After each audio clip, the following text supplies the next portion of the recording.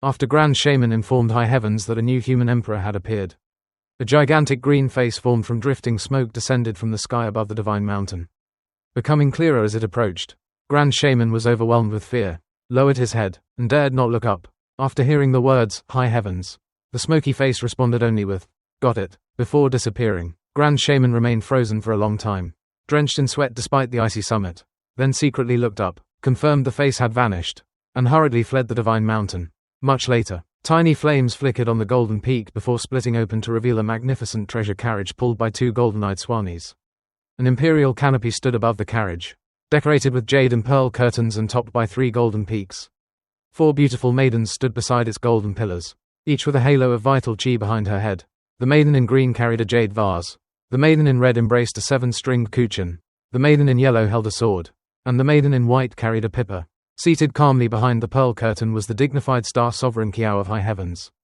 The 2 swanis rode on auspicious clouds and pulled the carriage directly toward Eternal Peace Empire, entering the dangerous Great Ruins without any hesitation instead of avoiding it as Grand Shaman had done. When night covered Great Ruins, the flames surrounding the swanis illuminated the darkness like a moving star. Devil Chi suddenly condensed into a gigantic pitch-black palm that rushed toward the carriage, swallowing all surrounding light. Just before the attack struck, the maiden in red gently plucked her kuchen twice. The 2 clear notes stopped the black palm in midair. A hoarse voice emerged from the darkness asking, "High Heavens?" After the maiden calmly answered, "High Heavens, Star Sovereign Kiao," the hidden monster immediately retreated and vanished. From then onward, none of the terrifying creatures inhabiting Great Ruins dared obstruct the carriage again. As the carriage continued through the endless darkness, Star Sovereign Kiao observed the desolate land and remarked that the remaining evils had not yet been eradicated and poisonous corruption still lingered. Because there were neither stars nor moon in the sky, the brightly illuminated carriage appeared like a lone star crossing the horizon. Countless villagers hiding in ruined settlements and strange beasts lurking throughout Great Ruins looked up in astonishment at this unprecedented sight. Without warning, the carriage was violently dragged downward toward the source of surging river. It plunged between 2 towering mountains resembling a gate despite the desperate struggle of the 2 swanis. As soon as it entered that region, the flesh of the swanis disappeared, turning them into galloping skeletons. The 4 maidens discovered they too had become skeletons, while beneath the imperial canopy Star Sovereign Qiao himself had also been reduced to bare bones. Remaining perfectly composed, he coldly questioned whether Fengdu still dared harbor ambitions against High Heavens. Within the surrounding mist stood enormous shadows while pairs of glowing red eyes silently followed the carriage. After a tense silence, the shadows gradually withdrew and the crimson eyes disappeared. Flesh instantly returned to the swanis, the 4 maidens, and Star Sovereign Qiao. Regaining their strength, the swanis pulled the carriage back into the sky. Star Sovereign Qiao declared that Fengdu had ignored Yudu's discipline and even dared oppose High Heavens, adding that Fengdu would eventually be destroyed. Following surging river through the night, they finally neared the edge of Great Ruins as dawn approached. Suddenly, an incomparably brilliant sword light erupted from below, exploding across the sky with a radiance that eclipsed the rising sun. The swanis and 4 maidens instinctively shut their eyes. When they reopened them, they discovered an immense landscape of towering green mountains, rivers, waterfalls, and cliffs floating among the clouds before the carriage. Moments earlier nothing had existed there, yet now the scenery appeared completely real, with flowing rivers and roaring waterfalls as though an entire world had materialized in the sky. Star Sovereign Qiao ordered the carriage to halt and carefully observed the miraculous landscape. The mountain range continued extending farther into the distance, seemingly growing from beneath the clouds. Along its edges, subtle flashes of sword light continuously appeared. Qiao realized someone was using sword chi like a paintbrush to create mountains and rivers. Smiling faintly, he recognized the handiwork of his old friend, old handicapped, and ordered the carriage to descend. As the carriage descended beneath the clouds, the floating mountains and rivers descended together, constantly blocking the path ahead. Only after the carriage reached the ground did the enormous landscape gradually shrink and disappear completely, revealing a modest village beside the river. At the entrance of the village lay village chief on a reclining chair. Though he had neither arms nor legs, he peacefully basked in the warm morning sunlight. Remaining inside the carriage, Star Sovereign Qiao mocked village chief for daring to block his path despite having no limbs. Village chief leisurely replied that since he had only a few years left to live, Qiao should have enough confidence to kill him if he truly wished. Kiao answered that village chief no longer possessed enough lifespan to continue protecting the new human emperor, but he had no intention of risking his own life against someone who had nothing left to lose. Village chief simply answered that if Kiao lacked the courage to fight with his life, he should return. Village chief then condensed arms and legs from his vital chi and calmly walked toward the carriage. With every step, his figure grew larger until he seemed to fill heaven and earth. blocking all sight. The two Swanis and the four maidens were horrified by the overwhelming pressure emanating from the seemingly frail old man. Star Sovereign Qiao stood up in response. His imperial canopy expanded into an immense celestial domain as its four golden pillars grew taller and thicker. The jade and pearls transformed into stars surrounding him, while the four maidens and even the gigantic pure-blooded Swanis appeared tiny beneath his overwhelming aura. The maiden in yellow's sword flew into his hand. Star Sovereign Qiao swung his sword and met Village Chief's strike. Their swords collided only once. The impact instantly severed surging river, forcing its waters to flow backward before both sword lights vanished in a flash. When everything settled, the battlefield appeared unchanged. Village Chief was once again reclining lazily on his chair, while Star Sovereign Qiao had returned to his seat beneath the imperial canopy. It was as though the gigantic figures, the celestial domain, and the sea of stars had all been nothing more than illusions. Star Sovereign Qiao calmly declared that although he personally would not kill the new human emperor, younger experts from High Heavens would eventually seek him out.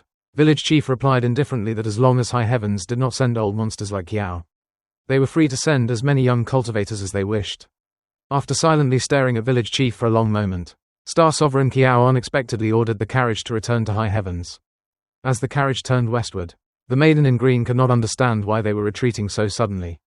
Kiao remained silent before suddenly coughing up blood. Drops of his blood fell onto the forests of great ruins below, causing flowers to bloom instantly and vegetation to spread wildly until entire mountains became covered in lush growth. Immediately afterward, the imperial canopy collapsed from the carriage and fell into great ruins, scattering countless jade and pearl ornaments across the wilderness. His face pale, Star Sovereign Qiao solemnly ordered the attendants not to retrieve the fallen treasures and commanded the Swanis to return to High Heavens at full speed. The four maidens finally realized that their master had been seriously injured in the exchange with Village Chief, and the Swanis accelerated westward without delay. Meanwhile, back at disabled elderly Village Chief's reclining chair suddenly split apart. He fell heavily onto the ground and weakly called for Apothecary. Apothecary rushed out in alarm, complaining that Village Chief always insisted on acting tough despite lacking even his limbs.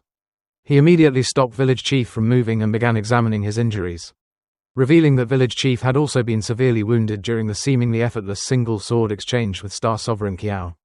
Apothecary carefully examined Village Chief's injuries and scolded him for recklessly challenging Star Sovereign Qiao despite his old age and crippled body, reminding him that he no longer even had complete muscles and bones. Village Chief, though seriously injured, insisted that Star Sovereign Qiao's wounds were even worse, explaining that he had once fought nearly every top expert in High Heavens and understood their strength well.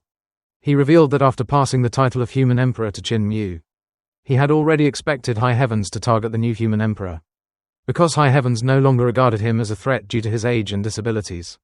He deliberately intercepted Star Sovereign Qiao to establish a rule: if the older generation of High Heavens attacked Qin Mu, he would personally intervene, but if the younger generation challenged Qin Mu, he would not interfere. Apothecary asked what would happen once Village Chief died, since no one would be left to enforce those rules.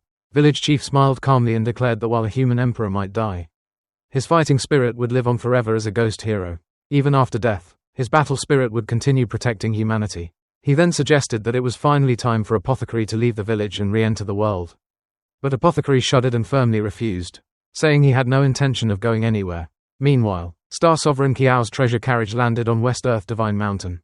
Barely able to stand, he gathered his vital chi to return to High Heavens, but suddenly coughed up blood as all of his wounds burst open again. He immediately ordered the green-robed maiden to light 3 sticks of incense upon an altar. Soon, a giant face appeared in the sky, representing a supreme existence from High Heavens. Star Sovereign Kiao reported that he had met the old human emperor and confirmed that although the old man was ancient, crippled, and close to death, his cultivation had actually grown stronger. Kiao admitted that he himself had been heavily injured during their battle. He explained the old human emperor's warning that if any experts of the older generation attempted to kill the new human emperor, he would personally intervene, but he would not interfere if members of the younger generation acted instead. The mysterious figure expressed surprise that the old human emperor was still alive and asked who should be sent to eliminate Jin Mu. Without hesitation, Star Sovereign Kiao recommended young Master Zhu Shang Hua. The figure questioned whether mobilizing someone of Zhu Shang Hua's status was truly necessary, but Star Sovereign Kiao insisted that Jin Mu was still young and had not fully matured. Killing him now would permanently eliminate the future threat posed by the human emperor. A pillar of light then descended from high heavens, forming a radiant road. The mysterious figure informed Kiao that Zhu Shanghua might refuse to descend the mountain, so Kiao himself would have to persuade him. Before departing, Star Sovereign Kiao ordered his 4 maidservants, Yu Lu, King Ying, Yao Hua, and Jing Yan, to remain in the lower world with his 4 treasures and assist Shang Hua in killing the new human emperor. After the damaged carriage ascended back to high heavens along the road of light, the 4 maidservants discussed their mission and realized they did not even know who the new human emperor was. Since the information had originated from Roland's Golden Palace, Jing Yan instructed King Ying and Yao Hua to travel there and investigate, while she and Yu Lu remained behind to await Zhu Shenghua's arrival. Without Star Sovereign Qiao accompanying them, they dared not pass through the dangerous Great Ruins and instead took the much longer route across West Earth, the Flaming Desert, and the Snow Mountains Plateau. At the same time, Qin Mu, Si Yongxiang, and Ling Yushu continued their journey across the East Sea. As night fell, countless glowing lanternfish surfaced, illuminating the sea like a field of floating stars. Qin Mu manipulated the ocean waves with his vital qi, causing schools of glowing fish to leap alongside them. Many lanternfish possessed wing-like fins and could glide dozens of yards through the air before splashing back into the sea. Some of the larger lanternfish even displayed intelligence. Si Yongxiang playfully taught them human speech 1 word at a time. And to her surprise, several of them actually learned to speak simple sentences. As the trio passed through the waters of a sea tribe, numerous beautiful sea maidens emerged from beneath the waves, swimming gracefully around them while singing a touching love song about 2 girls falling in love with the same young man and expressing all the emotions of jealousy, longing, and affection. Giant clam spirits and conch spirits accompanied the performance by rhythmically clapping their shells together. Hearing the romantic song, both Ling Yushu and Si Yongxiang blushed and secretly glanced toward Qin Mu, hoping he would notice them. However, Qin Mu paid absolutely no attention to either the beautiful scenery or the song because his entire mind was immersed in comprehending the unity technique of the 6 directions realm. Seeing his complete lack of awareness, both girls became secretly irritated and concluded that someone like him deserved to remain single for the rest of his life. Throughout the voyage, Qin Mu continuously contemplated how to perfect the unity technique. During the 14 days Dao Master had allowed him to study Dao Sword, Qin Mu had gained tremendous insights. Although Dao Sword appeared to be merely a sword art, its true essence lay in mathematical principles capable of explaining the great Dao itself. And those principles could be applied to countless techniques beyond swordsmanship. After another hour of continuous contemplation, Qin Mu's vital qi became exhausted, causing the waves carrying them to slow down. Ling Yushu immediately took over by summoning a water dragon to carry the 3 of them forward while Qin Mu continued thinking. He realized that cultivators in the 6 directions divine treasure realm needed techniques capable of perfectly connecting the spirit embryo, 5 elements, and 6 directions divine treasures into one complete system. His Overlord Body 3 elixir technique provided an outstanding cultivation foundation but lacked matching combat techniques. Woodcutter's teachings supplied powerful battle skills but not a complete cultivation path. The great educational Heavenly Devil scriptures encompassed almost every art under heaven but lacked complete unity. Qin Mu wanted to combine the strengths of all of them. Beyond that, he also wished to integrate the transformational mysteries of 9 Dragons Monic technique, the absolute stability of Ruli's Mahayana Sutra, and the mathematical reasoning of Dao Sword into one cultivation system. 9 Dragons Monic technique specialized in endless transformations, allowing sword skills, spells, and battle techniques to freely evolve according to the cultivator's thoughts. Ruli's Mahayana Sutra specialized in stability, using the blessings of 20 heavens to make one as immovable as Mount Meru. Dao Sword specialized in mathematical laws that described heaven, earth, and the great Dao itself. With his 14th sword already approaching the level of Dao, Qin Mu believed that if he could combine all these supreme inheritances into one, he would create an unparalleled cultivation technique unlike anything that had ever existed. However, after several days of relentless effort, he achieved almost nothing. Every one of those inheritances was already a perfected supreme art of a sacred land, and merging them directly far exceeded his current understanding. Qin Mu finally realized he had become too greedy. Rather than trying to fuse the techniques themselves, he understood that what truly mattered were the principles hidden behind them. If he merged only the underlying reasonings, the transformations of 9 Dragons Monic technique, the stability of Ruli's Mahayana Sutra, and the mathematical logic of Dao Sword, into his own unity technique, the process would become far simpler while preserving their greatest strengths. The instant this realization dawned upon him, his mind became completely clear, his obsession disappeared, and his cultivation entered a much more natural state. Only then did he truly notice the beautiful moonlit sea and the 2 girls accompanying him, appreciating the scenery while continuing to cultivate according to his own nature. After leaving the sea tribe's territory, the sea became calm once again. An enormous old turtle with profound cultivation surfaced and voluntarily offered to carry the trio toward the western shore. As they traveled together, the old turtle asked Qin Mu many questions regarding cultivation difficulties he had encountered over the years. Qin Mu, together with Ling Yushu and Si Yongxiang, answered every question they could, resolving many long-standing doubts. Overjoyed, the old turtle invited him to visit his home. explaining that although the entire four seas were his home, many young turtles actually lived upon his shell. Numerous little turtles soon climbed onto the old turtle's back, and after he ordered the lights to be lit, large luminous pearls embedded in his shell illuminated the entire surface like a floating island. The little turtles stood upright on their hind flippers, dancing, singing, and beating rhythms by slapping their shells and bellies. Si Yongxiang happily dragged Qin Mu into the celebration, and Qin Mu then pulled the initially shy Ling Yushu into the dancing as well. The three spent the entire night laughing, singing, and celebrating with the turtles. At daybreak, the old turtle informed them they had reached land near River Prefecture City. Qin Mu, Ling Yushu, and Si Yongxiang jumped onto the harbor, waved goodbye to the old turtle and all the young turtles, and entered the city through the misty spring morning.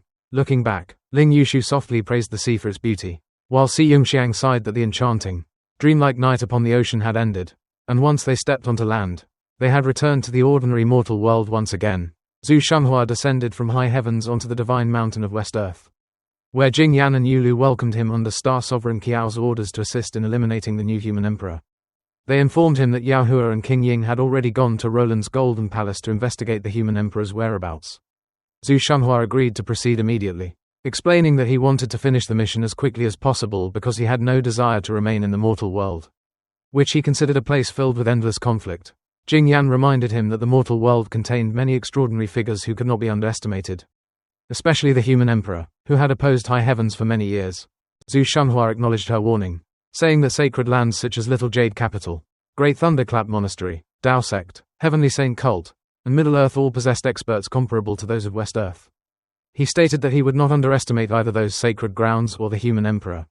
Since he had already descended to the mortal world, he intended to visit every major sacred land to observe the development of their divine arts, cultivation paths, and techniques. He also wanted to witness the sweeping reforms of Eternal Peace Empire with his own eyes and meet the Sun who appeared once every 500 years. The same person who had injured his master, Jade Sovereign, after resisting the heavenly disaster sent by high heavens. Although curious about these matters, Shang Hua still believed his true place was high heavens and planned to return as soon as his task was complete. Meanwhile, Qin Mu, Ling Yushu, and Si Yongxiang arrived at River Prefecture City and learned from local officials that Crown Prince Ling Yushu had already departed after confirming Qin Mu was safe. Continuing his inspection tour across other prefectures, when Qin Mu asked for the prince's current location, the officials only knew he had previously traveled to Snivel Prefecture. Qin Mu immediately instructed Heavenly Devil cult disciples to gather intelligence, and they soon reported that Ling Yushu had already reached Bent Prefecture. After studying the map of Eternal Peace Empire, Qin Mu concluded that the prince's next destination would most likely be Peaceful Prefecture. Ling Yushu had first traveled south to River Tomb before following Gold River westward, supervising irrigation projects and transportation systems throughout the empire. Though lacking Emperor Yanfeng's bold and decisive personality, Ling Yushu excelled at administrative work and infrastructure. Assisted by Ministry of Works officials and Fan Yongxiao, he traveled with remarkable speed. Unlike the former Crown Prince Ling Wuxia, he never attempted to seize political authority, earning Emperor Yanfeng's complete trust. Qin Mu's group spent half a month pursuing him, but by the time they arrived, Ling Yushu had already left Peaceful Prefecture and reached Mill Prefecture near Great Thunderclap Monastery. Ling Yushu finally reunited with her elder brother and noticed he had become noticeably thinner from exhaustion after continuously inspecting irrigation works. Ling Yushu secretly asked whether Qin Mu had taken advantage of her during their journey, causing Ling Yushu to blush with embarrassment and anger. She reminded him that Saintess Xiang had accompanied him the entire time. Ling Yushu awkwardly explained he had only been worried about her safety and once again referred to Qin Mu as Beast Qin. Ling Yushu immediately warned him to stop using that nickname, reminding him that Qin Mu was now the sacred cult master of Heavenly Devil cult and that Ling Yushu had only become crown prince because Qin Mu had killed the previous cult master.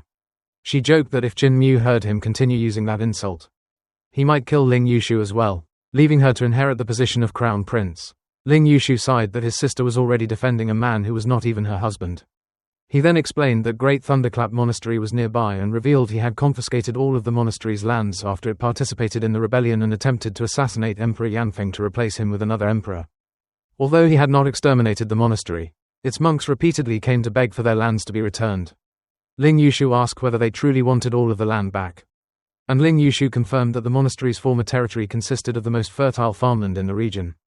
As they spoke, a clear voice announced outside that a poor monk had come to beg. Ling Yushu walked outside with Qin Mu following behind and found a thin, yellow-faced monk sitting calmly before the camp while holding the former Ruli's devil subduing alms bowl. Several soldiers had tried to remove him but could not even lift him despite their combined strength. The monk respectfully requested only an alms bowl's worth of land.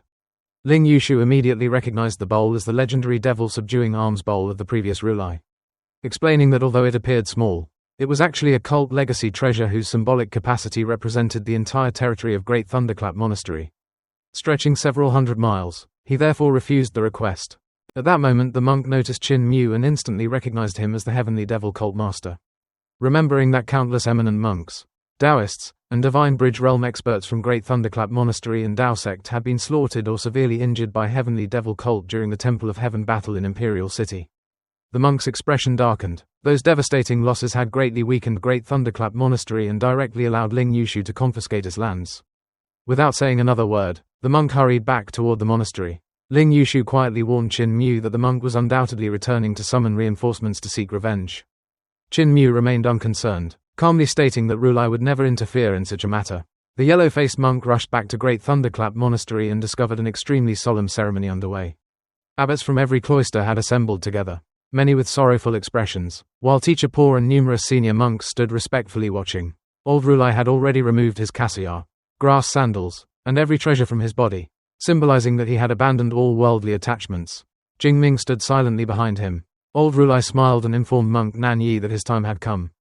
He had decided to relinquish the position of Ruli so he could travel freely while awaiting perfect awakening and nirvana.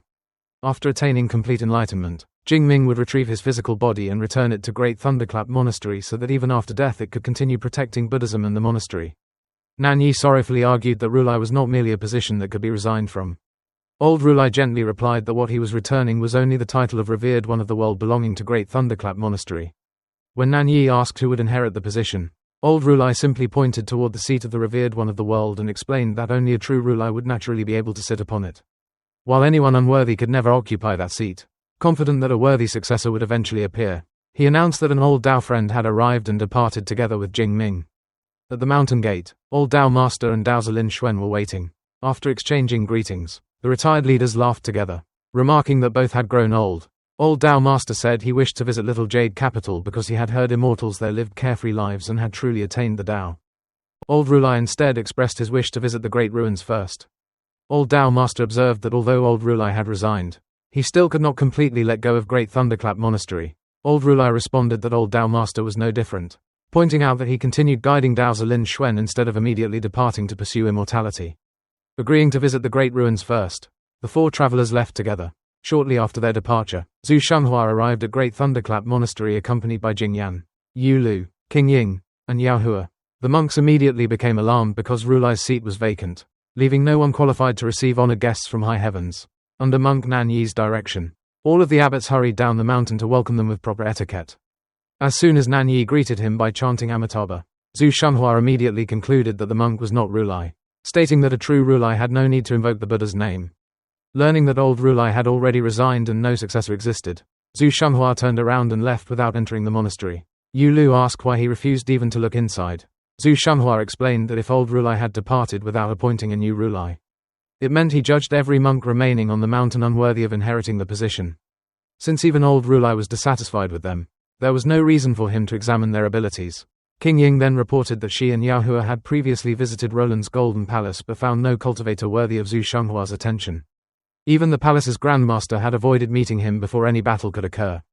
Shang Hua therefore decided their next destination should be Tao sect because Jade Sovereign had once praised the extraordinary 14 Tao swords, making Tao sect worthy of inspection. While traveling upstream along Gold River through Mill Prefecture, Shang Hua noticed a young man standing waist deep in the river carefully measuring its depth. The youth transformed his vital qi into straight measuring lines that extended into the water, announced each measurement aloud, and allowed an official beside the riverbank to carefully record every result. Shang Hua silently observed the youth's meticulous work for some time. The youth eventually sensed his gaze, turned around, and smiled warmly with bright white teeth, his cheerful expression naturally affecting everyone around him.